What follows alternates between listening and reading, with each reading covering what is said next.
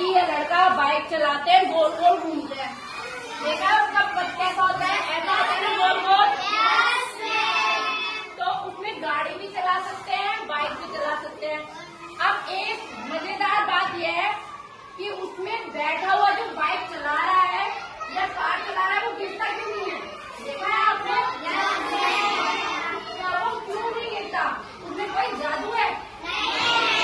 नहीं। इसके पीछे एक विज्ञान है। क्या है उसके पीछे? तो हम देखते हैं वो विज्ञान क्या है। अब आपने वेग के बारे में सुना होगा कि कोई चीज कितनी स्पीड से चल रही है। अब वही चीज यहाँ पर ही है। जो उस मौत के कुएं में बाइक और वो चलाता है कार, उसकी एक स्पीड होती है। तो स्पीड हमारी इतनी नहीं होनी चाहिए कि वो पूरा एक चक्कर काट के वापस लौट आए।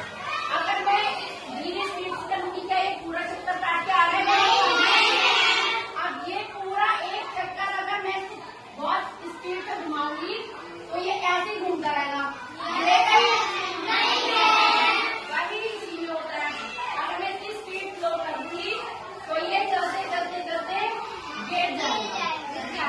तो अब वो जो बाइक चलाने वाले होते हैं वो ट्रेंड होते हैं, उनकी बाइक अलग तरीके की होती है। उसका हैंडल बहुत टाइट होता है। मतलब हमारी बाइक या साइकिल का एकदम हैंडल मुड़ जाता है ना, उनके में बस यही होता है, उसका हैंडल बहुत टाइट होता है। वो अपने हिसाब से घुमा सकते हैं। तो अब वो क्या करते हैं सुनो, मैं आपको उससे पहले एक वीडियो दिखाती हूँ। सब बच्चे इस वीडियो को देखेंगे जो मैं कल मिलने में देखने गई थी। ये देखिए दिखाई दे रहा है? क्या हो रहा है? ये बहुत का पूरा क्या आता है? वो इधर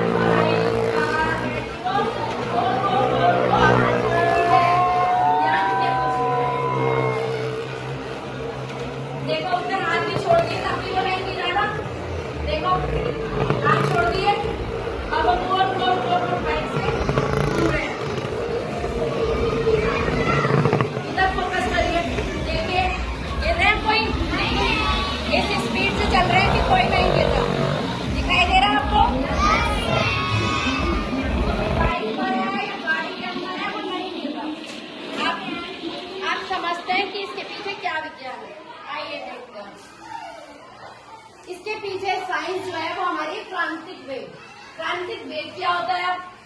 वो न्यूनतम वेग, कम से कम वेग जो इसको एक पूरे पथ पर घुमाकर वापस ले आए।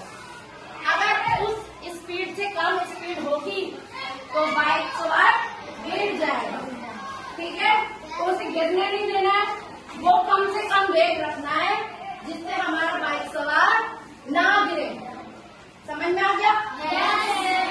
अब तुम अभी छोटे हो, तो अगर तुम बड़ी क्लास में आओगे तो फिर तुम पढ़ोगे क्रांतिक वेग का फॉर्मूला क्या होता है, हम कैसे निकालते हैं। तो उसके लिए आपने पढ़ रखा है एक वृत्ताकार पथ है। ये हमारा केंद्र में क्या होता है, यहाँ सेंटर पॉइंट है आपका, और यहाँ से वृत्त तक की दूरी क्या कहलाती है? त्रिज्या। पढ़ी है ना आपने त्रिज्या? तो इस त्रिज्या को निकाल लो आप। ठीक है, अगर हमें पता हो कि कम से कम हम कितनी त्रिज्या रखें ये, तो अब उसमें हम गुरुत्वाकर्षण से, गुरुत्वीय त्वरण से हम क्या कर देंगे? गुणा कर देंगे।